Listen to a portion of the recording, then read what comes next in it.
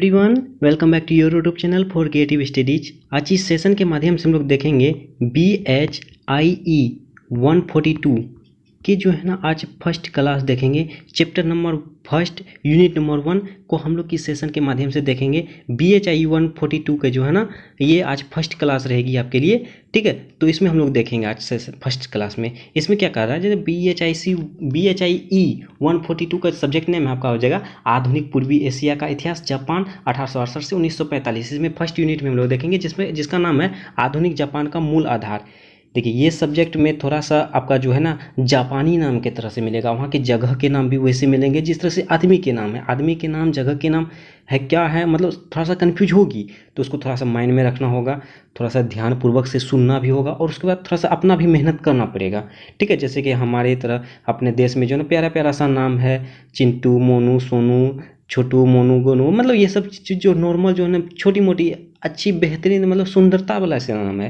लेकिन वहाँ के जो ऐसे मतलब जादू टोना वाला सब नाम है आप सभी समझ सकते हैं, तो उसको थोड़ा सा ध्यान में रखना होगा, ठीक है। तो आपको इस तरह से नाम सब चीज़ें आगे आगे आएगी तो आप सभी उनको थोड़ा सा माइंड में रखना है। जैसे कि देखिए फर्स्ट यूनिट में जो ना बहुत सारे इसमें टॉपिक्स हैं। ये फर्स्ट यूनिट में इसका जो ना आपका जापान का जो ना पड़ोसी देश के कौन है, उसके तो इसका भौगोलिक वातावरण किस तरह से है, इसका इतिहास किस तरह से है, तो इसके बारे में बताया जा रहा है जापान के बारे में कि जापान का इतिहास क्या था।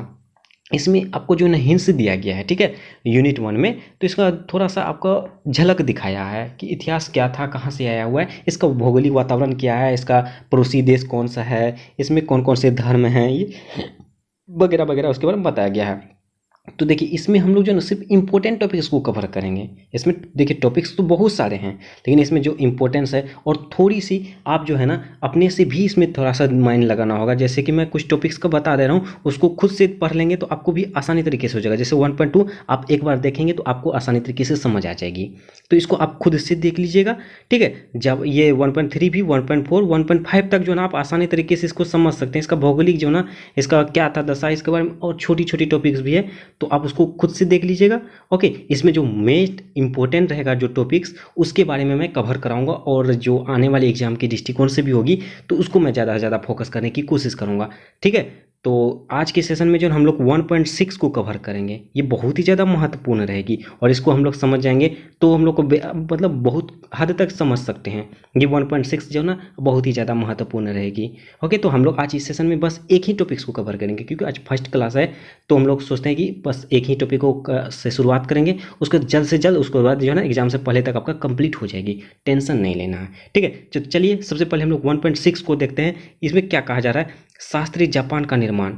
ये जो है ना ये सब जो है ना थोड़ा ईजी है, आप सभी देख लीजिएगा एक बार, और नहीं होगा तो आप कमेंट कीजिएगा, मैं कवर करा दूंगा, ओके। तो चलिए 1.6 में क्या कह रहा है उसको देखते हैं। देखिए जैसा कि आप हम लोग आ चुके हैं 1.6 शास्त्रीय जापान का निर्माण। इसमें हम लोग देखते हैं क्या है। देखिए यहाँ से आप सभी देखिए, मेरे ध्यानपूर्वक सुनिए, बहुत मतलब इंटरेस्टिंग टाइम का भी है और थोड़ा सा माइंड थोड़ा सा लगाना होगा। यहाँ का नाम अजीबोगरीब है।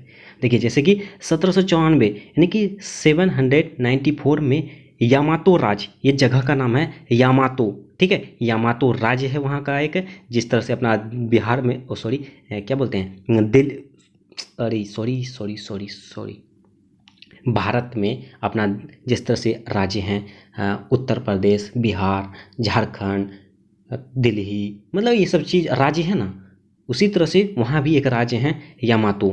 यामातो ने हियान में अपनी राजधानी बनाई थी। जिस तरह से अपना बिहार का राजधानी पटना है, यूपी की राजधानी लखनऊ है, उसी तरह यहाँ यामातो राज्य की जो है ना एक राजधानी बनाया गया था हियान, ठीक है। ये जापान के शास्त्रीय युग के रूप में देखे जाने वाले समय की शुरुआत को चिन्हित करता है। जिस तरह से शास्त्रीय युग होता है ना, शास्त्रीय हो गया, संगीत युग हो गया, इसी तरह से शास्त्रीय युग के जो ना शुरुआत के रूप से हम लोग इसी को जाने जाते हैं, हियान को, ठीक है। उसके बाद इसी के समय से मतलब 794 की ईस्वी के आसपास से ही शास्त्रीय युग जाना जाता है जापान में। जब जापानी सभ्यता की केंद्र मुख्य विशेषताएं बन गई थी, हियान की अवधि सीमा जो है ना 794 से जब हियान कयो में राजधानी का निर्माण किया गया था तब से लेकर 1185 तक थी। ये जो हियान जो थे वहाँ एक जगह का नाम था, जगह का उसको जब राजधानी बनाया गया था वो 1794 ईस्वी में बनाया गया था, ठीक है। 1794 में बनाया गया था, वो तब तक बनाया गया था, मतलब उसकी जो राजधानी 1184 ईस्वी तक रहा था, ठीक है। उसके बाद ये जब सत्ता योद्धाओं की सरकारों और स्थानांतरित हो गई थी, जब सत्ता जो है वहाँ के जो जापान का सत्ता थी, यानी कि यामातो की सत्ता जो थी वो योद्धाओं सरकारों और को स्थानांतरित हो गई थी। ठीक है। ये जो है ना हियान जो था वो जगह का नाम जो था वो टोटल 4 वर्षों तक लंबी अवधानी जापानी के इतिहास में मानव विभाजनों में सबसे लंबी है। मतलब कि जापान के इतिहास में जो है ना ये जितने भी विभाजन हुए थे उसमें से सबसे ज़्यादा, ये सबसे बड़ी लंबी जो है ना ये जगहों मतलब राजधानी है। कौन? हियान। ओके। उसके बाद आगे कहा जाता है वह समय था जब बौद्ध धर्म के माध्यम से चीनी प्रभाव अवशोषित, अनुकूलित और एक शाही राज्य बनाने के लिए इस्तेमाल किए जा रहे थे।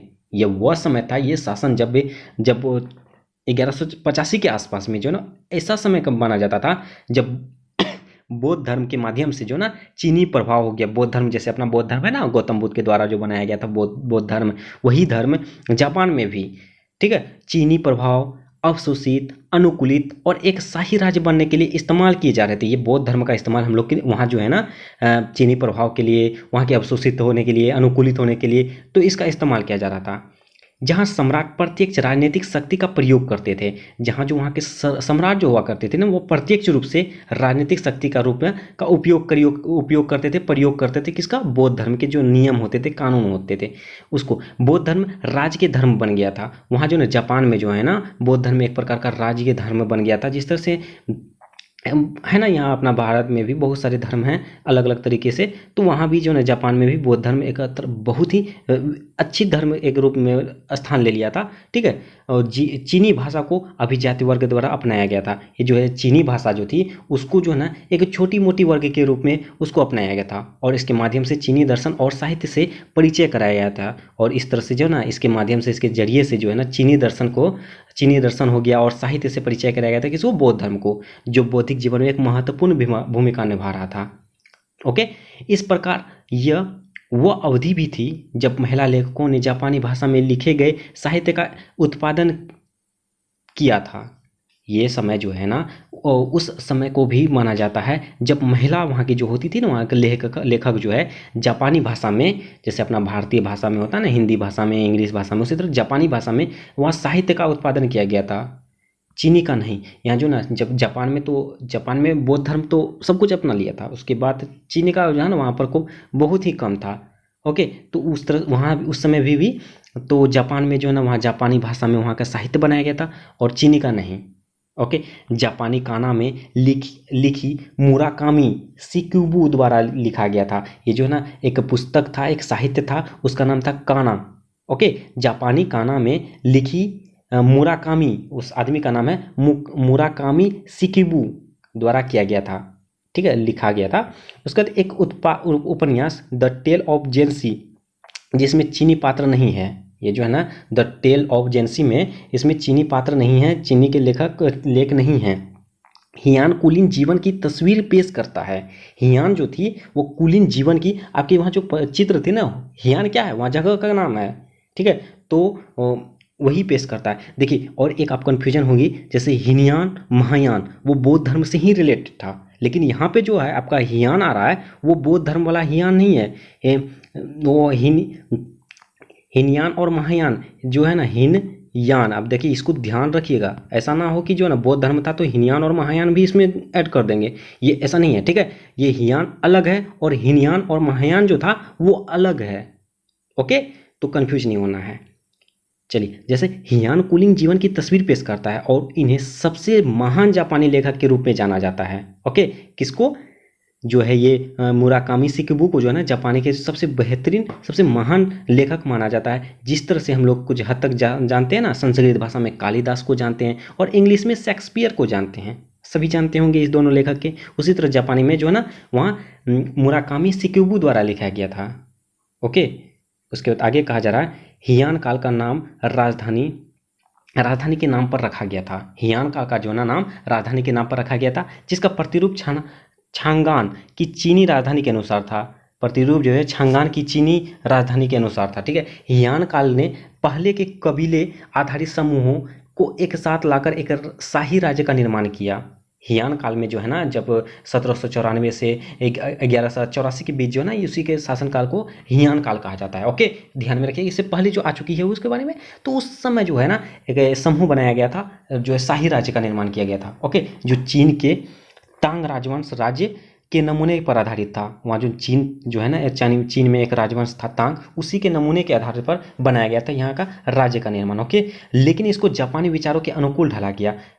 ये राजवंश जो था वो चीन के तांग के अनुकूल था, उसके नमूने के आधारित था, लेकिन जो है ना यहाँ के विचार जो थे वो जापानी के रूप में बनाया गया था। ओके, वहाँ से कॉपी किया, लेकिन यहाँ नियम जापान ने दिया। चीन से कॉपी किया, लेकिन जापान अपना सब सारा का सारा विचार दिया। ओके, सम्राट एकमात्र शासक था, लेकिन उसे चीन के विपरीत दिव्य माना जाता था। सम्राट एकमात्र शासक था जिसे उसे चीन के विपरीत जो दिव्य माना जाता था, चीन के खिलाफ, मतलब चीन के विपरीत किया करता था सारा का सारा काम, जैसे आप देख चुके हैं। ठीक है, चीन में नौकरशाही अच्छी तरह से विकसित और मजबूत थी। चीन में जो है नौकरशाही अच्छी तरह से विकसित और मजबूत थी, लेकिन जहाँ जापानी नौकरशाही संगठन थे, यहाँ जो है ना चीन के वहाँ के नौकरशाही हो गया, उसके बाद ये सभी विकसित वहाँ थे, प्रोग्रेस थे, मजबूत भी थे, और लेकिन जापान के जो है ना वो एक संगठन के रूप में थे, समूह के रूप में थे, परंतु उसके पद वंशानुगत कुलीन जनों द्वारा संचालित था। यहाँ के जो है ना पद जो थे वंशानुगत के रूप में, जिसके पिता जो थे उसके पुत्र भी हो सकते हैं, उसी तरह से थे। ओके, एक सैन्य संगठन को विकसित करने के लिए नियम और विनियम विकसित किए गए थे। कर संग्रह को एक सामूहिक प्रणाली जिसे रीत सूर्यो के नाम से जाना जाता था। रीत सूर्यो मतलब होता है दंड संहिता और नागरिक संहिता का नाम से जाना जाता था। इसको भी विकसित किया गया था। उसके बाद देश को प्रांतों में विभाजित किया गया था। देश को जो ना प्रांतों में विभाजित किया गया था, यानी कि देश को जो ना राज्यों के रूप में विघटित किया गया था, छोटे छोटे समूहों के रूप में, प्रांतों के रूप में वहाँ विभाजित कर दिया था, बांट दिया गया था। ओके, और सभी प्रांतों में जो है वहाँ के शासक राजा को अलग अलग बना दिया था राज्यपाल के रूप में। ओके, प्रत्येक को एक राज्यपाल द्वारा शासित किया जाता था, जैसे बताएं। हालांकि चीन के विपरीत धार्मिक प्रथाओं की एक परिषद सभी कार्यालयों के ऊपर रखी गई थी। ओके, इस अवधि में शासित क्षेत्र ज्यादातर क्योटो क्षेत्र और दक्षिणी द्वीप क्यूशू में था। इस अवधि में जो है शासित क्षेत्र जो भी प्रांत थे वो ज़्यादातर क्योटो क्षेत्र है, वहाँ क्योटो क्षेत्र था उसको, और दक्षिणी द्वीप क्यूशू में था। लेकिन एक सम्राट था सोमू ने उत्तरी क्षेत्र के मुख्य द्वीप होन्शू में तोहकू तक अभियान भेजने शुरू कर दिए। ये जो ना मुख्य द्वीप जो थे होन्शू, ये जगह के नाम थे, वहाँ से तोहकू वो भी जगह के नाम थे, वहाँ तक भेजने के लिए अभियान शुरू किए थे। ये 1725 तक आधुनिक समय में सेंदाई तक के क्षेत्र का दमन कर लिया था। ये सभी जगह के नाम हैं, वहाँ जो है दमन कर लिया था कौन? सोमू नामक सम्राट ने। इसको ध्यान में था रखना होगा। ओके ना। उसके बाद नेक्स्ट में है, एक सिद्धांत है जो हर किसी के द्वारा स्वीकार नहीं किया जाता था। एमिसी जोमोन संस्कृति के लोग थे। एमिसी जो थे वो जोमोन संस्कृति के लोग थे, ठीक है, जिन्हें उत्तर की ओर खदेड़ दिया गया था, जिन्हें उत्तर की ओर उसको खदेड़ दिया गया था, क्योंकि यायोई लोगों ने जापान के मुख्य द्वीपों पर कब्जा कर लिया था। याई लोग जैसे जापानी लोग हो गए, याई लोग हो गए, हिंदी लोग हो गए, फारसी लोग हो गए, उसी तरह याई एक लोग था, समूह के नाम था, ठीक है ना। उसके बाद उसको जो नदी के ऊपर कब्जा कर लिया था। इन उत्तरी अभियानों ने इस क्षेत्र में अस्थायी कृषि की उन्नति को चिन्हित किया, और इस अभियानों के द्वारा जो है ना वो वहाँ की जो कृषि जो है ना उसको काफ़ी प्रोग्रेस किया, उसके बारे में बताने का प्रयास किया। ओके, एमिसी भोजन के लिए घुमंतू लोग थे। एमिसी जो है ना भोजन के लिए घुमंतू लोग थे। एमिसी को बाद में जापान के मूल निवासियों के रूप में एनु के नाम से जाना जाता था। जैसे कि एमिसी जो था उसका शॉर्ट फॉर्म बना दिया था एनु, एनु के नाम से उसको जाना गया था। एनु जीववादी थे, और उनकी भाषा और साथ ही साथ सांस्कृतिक प्रथाएं जापानियों, जिन्हें उस समय वाजिन के नाम से जाना जाता था, से बहुत अलग थी। ये जो है ना एनु के जो थी उसके जीववादी थे, लेकिन उसकी भाषा हो गया, उसके साथ साथ जो है उसकी संस्कृति कल्चर जो हो गई थी वो जापानियों में था, लेकिन उसके थोड़ा सा जो उसको जो है ना सबसे पहले उसको तो जो जापानी में था वो वाजिन के नाम से जाना जाता था, लेकिन वो जापानी के बिल्कुल अलग था। ओके, उसके आगे कहा जा रहा है आपको, वास्तव में एक शाही राज्य की संरचना या उसका तामझाम बनाया गया था। वास्तव में रियलिटी में जब है एक शाही राज्य की संरचना या उसका तामझाम के रूप में बनाया गया था, लेकिन धरातल पर उसकी शक्ति सीमित थी। लेकिन उसकी धरातल जो उसकी भूमि पर जो ना उसकी शक्ति, उसकी पावर जो ना लिमिटेड थी, सीमित थी। इस अवधि की प्रमुख विशेषताओं में से एक यह है कि भले ही शाही सत्ता का तामझाम एक नौकरशाही प्रतिरूप पर आधारित था, उसकी अवधि जो थी सेमुगे, तो उसके जो है ना उसकी उस समय की प्रमुख विशेषता में से जो ना, ये भले ही सत्ता जो थी, उसकी शाही सत्ता जो थी वह अपने राज्य में जो है जो तामझाम करवा रही थी, वो प्रतिरूप के आधारित था, उसके नौकरशाही के प्रतिरूप के आधार पर आधारित पर था, ठीक है ना। और भूमि सम्राट की थी, भूमि जो थी वो सम्राट के थे, राजा के थे, लेकिन पारिवारिक सत्ता व्यापक थी और यह अलग अलग रूपों में दिखाई पड़ती थी। ये जो है ना पारिवारिक सत्ता जो थी, जैसे वानसानुगत सत्ता होती है ना, उसी तरह यह व्यापक थी, बड़ा थी और यह अलग अलग रूपों में दिखाई भी देती थी, ठीक है। शाही नियंत्रण के तहत स्वयं की निजी भू संपदा का प्रसार था लेकिन वह केवल नाम मात्र को शाही नियंत्रण में थी।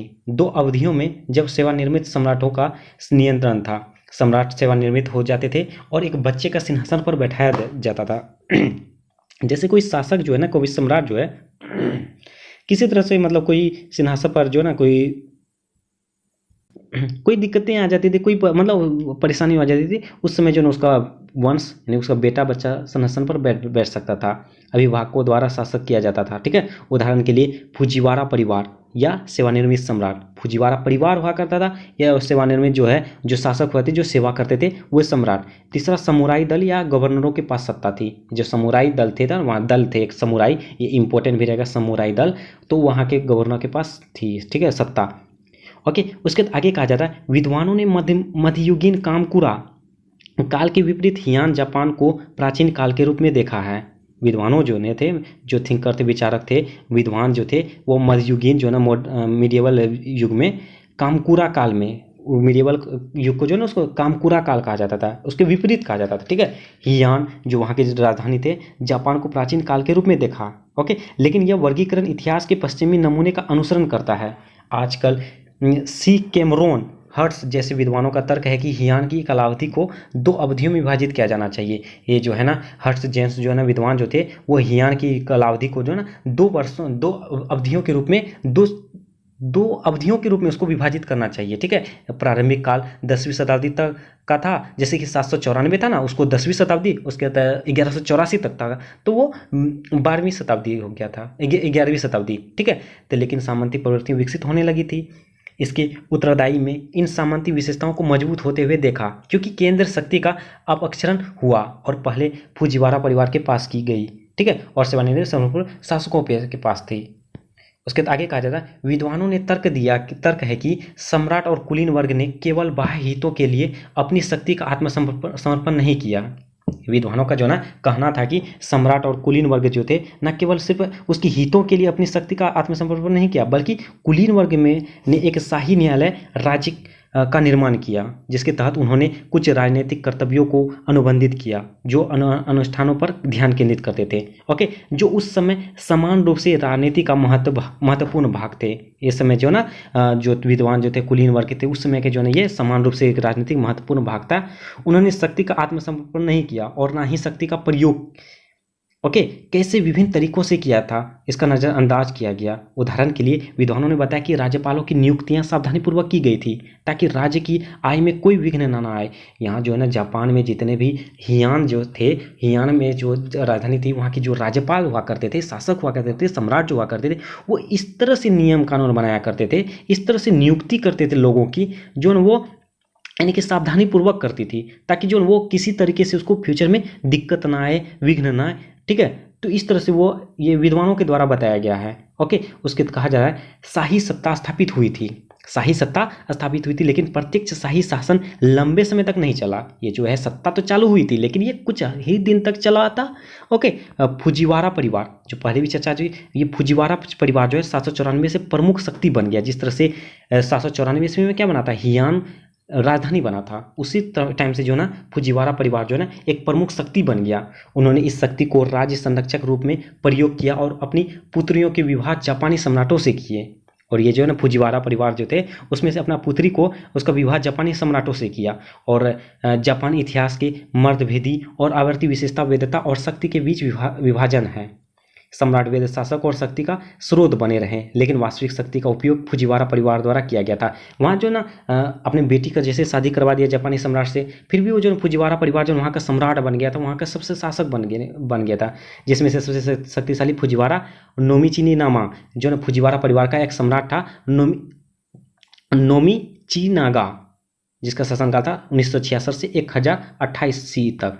ओके, उसके देखिए हियान काल की संस्कृति, हियान जो थे वो जगह का नाम था, उस साल की जो है वहाँ की संस्कृति कैसी थी, वहाँ की कल्चर कैसी थी, उसके बारे में देखते हैं। ये टॉपिक्स है, ठीक है। इसको देखिए आप, हियान सभ्यता एक अभिजात संस्कृति थी जिसे कुछ 1000 दरबारियों ने बनाया। ये हियान सभ्यता जो था उसको लगभग 1000 दरबारियों ने बनाया था। ओके, 10वीं और 11वीं शताब्दी के दौरान इस संस्कृति ने अत्यधिक परिष्कृत सौंदर्य दर्शन का निर्माण किया था। जैसे कुछ देर पहले एक विद्वान ने कहा था ना कि ये जो है ना हियान काल को 2 अवधियों में विभाजित करना चाहिए था। ओके ना, जिसका नाम क्या था, एक कैमरन हर्ट्स ने बताया था ना कि इसकी अवधि को 2 दशकों में 2 अवधियों में बदलना चाहिए, 10वीं और 11वीं। उसी के जो है ना हियान काल के बारे में बताया जा रहा है, ठीक है। तो उसके बारे में कहा जा रहा है, हालांकि भौतिक जीवन बेहद सरल और सादगी पसंद था। आहार चावल हो गया, सब्जी हो गया, बहुत कम मांस मछलियाँ थी। तो वहाँ हियान काल की संस्कृति के बारे में बताया जा रहा है। चाय को चीन से केवल 9वीं शताब्दी में लाया गया था। ये जो है ना चाय को जो ना, चाय पत्ती को जो ना विदेशों से मतलब चीनी से लाया गया था, चीन से लाया गया था। लेकिन वहाँ की जो ना ये चाय का जो ना उपयोग वो सिर्फ दवाइयों के लिए बनाया गया था। बैलगाड़ी परिवहन का प्रमुख रूप था। बैलगाड़ी जो ना परिवहन के रूप में सबसे प्रमुख रूप था। जहाज सरल थे और सुरक्षित रूप से समुद्र के पार यात्रा नहीं कर सकते थे। यानी कि जहाज जो है उस समय बहुत ही मतलब सरल थे, छोटा थे, मोटा थे, उस जो कि समुद्र पार भी नहीं कर पाते थे, लेकिन उन्हें तट तक जाना पड़ता था, जो वो समुद्र के तट तक पहुंच सकता था। इस तरह से उसके जहाज थे। ओके ना, उसके आगे चलिए। उसके आगे कहा जा रहा है बौद्ध धर्म राज्य का धर्म बन गया। बौद्ध धर्म जो था हियान समय के जो है हियान काल के समय में वो एक राज्य का धर्म बन गया। ये पहले भी चर्चा में आ चुकी है। पहले के लोकप्रिय धार्मिक व्यवहारों का पूरा समुच्चय शिंतो बौद्ध धर्म का एक भाग बन गया। दोनों के बीच संबंध जटिल है। शास्त्रीय जापान में शिंतो शब्द का उपयोग शायद ही कभी किया गया था। ओके, ये सब चीजें आप समझ सकते हैं। लेकिन जब किया गया तब इसका मतलब केवल लोकप्रिय धार्मिक व्यवहार से था। इसका जब भी उपयोग किया गया था शिंतो का, तो वहाँ जो ना वहाँ लोकप्रिय धार्मिक व्यवहार के रूप में बन गया। इस शब्द का अर्थ देवताओं के मार्ग के रूप में होने लगा था, क्योंकि बौद्ध धर्म जो जिस तरह से वहाँ पे होने लगा, उसी तरह से वहाँ के धार्मिक रूप हो गए, उसके धर्म को अपनाने लगा। सभी लोग किस तरह से जीवन यापन करेंगे, ये बौद्ध धर्म के प्रभाव के कारण हुआ। ठीक है, तो ये सब चीज़ें जो है बौद्ध धर्म के ही प्रभाव के कारण हुआ, क्योंकि बौद्ध धर्म बुद्ध का मार्ग है, बुद्ध का मार्ग है। शिंतो का विकास हुआ क्योंकि यह बौद्ध धर्म से जुड़ गया था। शिंतो का जो ना वहाँ प्रोग्रेस होने लगा क्योंकि वो बौद्ध धर्म से रिलेटेड होने लगा, जुड़ने लगा। ठीक है, और जल्द ही शिंतो देवता या कामी की पहचान बुद्ध के साथ की जाने लगी। ओके, उसके बाद बौद्ध धर्म कोरिया के माध्यम से चीन से जापान में आया था। ये बौद्ध धर्म जो थे वो कोरिया के माध्यम से पहले चीन गया था, चीन के बाद जापान में आया। ठीक है, उसके बाद बौद्ध धर्म ने नए शाही राज्य के लिए धार्मिक नींव प्रदान की। 740 के दशक में सम्राट सोमू जो है ना ने टोराइजी का निर्माण किया। सम्राट सोमू ने टोराइजी का निर्माण किया, जो एक बौद्ध मंदिर था। बौद्ध मंदिर का नाम था एक क्या, टोराइजी, जो अपने समय की सबसे बड़ी लकड़ी की संरचना के कारण प्रसिद्ध था। वो जो ना टोराइजी जो ना उस समय लकड़ी से बनाया गया था, जो बहुत ही प्रसिद्ध हुआ करती थी। ओके, प्रारंभ में राज के कुकाई द्वारा स्थापित तेनदाई भिक्षु साइको द्वारा स्थापित सिनांग जैसे बौद्ध संप्रदायों का समर्थन किया। ये सभी नाम जो है आपको थोड़ा सा माइंड में रखना होगा। ठीक है, तो ये सभी चीज़ें हैं जो कि हियान के शासनकाल में बौद्ध धर्म से रिलेटेड किया गया था। ओके, जैसे जैसे बौद्ध धर्म अभिजाति वर्ग से लोगों में फैलता है, जैन, जोरो और निरीचैन जैसे नए आंदोलन में विकसित होते हैं। जैसे जैसे बौद्ध धर्म वहाँ जो ना अभिजाति वर्ग, छोटे छोटे वर्गों में फैलते गए, जितना ज़्यादा फैलते जाएंगे तो इस तरह से जो ना वहाँ के आंदोलन के रूप में भी बन गया। 13वीं शताब्दी तक बौद्ध धर्म केवल अभिजाति वर्गों तक सीमित नहीं था, बल्कि लोगों के राजनीतिक और धार्मिक जीवन का एक हिस्सा था। ठीक है, मठ शक्तिशाली केंद्र थे जो भिक्षुओं और सामान्य अनुयायियों को एक साथ ला रहे थे, और कभी कभी शासक वर्ग को शक्तियों के साथ टकराव भी था। ठीक है, तो ये सभी चीज़ें हैं बौद्ध धर्म से रिलेटेड, आप सभी इसको देख लीजिएगा, समझ जाएंगे। तो इसमें कुछ खास नहीं, थोड़ा सा सिर्फ माइंड में थोड़ा सा उसका नाम जो है ना, नाम सब चीज़ें, जगहों के नाम, शासक के नाम और विद्वानों के नाम थोड़ा सा माइंड में रखना होगा। और सरल ही है, कोई हार्ड नहीं है, घबराने की ज़रूरत नहीं है, ईजी ही है, कुछ खास नहीं है। जैसे बहुत सारे कमेंट्स आए हैं, बहुत सारे मैसेज आए हैं कि सर ये बहुत ही हार्ड लगता है, ऐसा कुछ नहीं है। आप सभी जो है इसको आसानी तरीके से इंटरेस्ट के साथ पढ़िए, बड़ा मज़ा आने वाला है। आप हमारे साथ जुड़े रहिए, हम पूरी कोशिश करेंगे बहुत ही जल्द सारे के सारे यूनिट्स कवर करा दें। तो आज के सेशन में बस यही टॉपिक्स जिसके बारे में बताए थे 1.6, इसको हम लोग कवर कर चुके हैं। उसको एक बार देख लीजिएगा और दोबारा आप जो है रिवीजन कर लीजिएगा वीडियो को। ठीक है, तो बस आज के सेशन में इतना ही रहने देते हैं। ओके, नेक्स्ट सेशन में जो हम लोग यूनिट 1 को कंप्लीट कर देंगे। ओके, तो उसके बाद आगे और चलते जाएंगे। चलिए, तो आज के सेशन में बस इतना ही रहने देते हैं। जो भी चैनल में न्यू है प्लीज़ चैनल को सब्सक्राइब जरूर कर लीजिएगा। देखिए गाइज कितना मेहनत करते हैं आप सबों के लिए। प्लीज़ चैनल को सब्सक्राइब जरूर कर लीजिए। उसके बाद बेल आइकन को जरूर हिट कर दीजिए ताकि नेक्स्ट सेशन जैसे भी अपलोड हो आपको पता चल जाए। उसके बाद मेरा एक्सप्लेनेशन कैसा था प्लीज़ डू कमेंट। उसके बाद अपने जो भी डाउट हो डाउट पूछिए। वीडियो पसंद आए तो लाइक कीजिए और अपने दोस्तों को भी शेयर कीजिए। चलिए मिलते हैं नेक्स्ट वीडियो में, तब तक के लिए थैंक यू।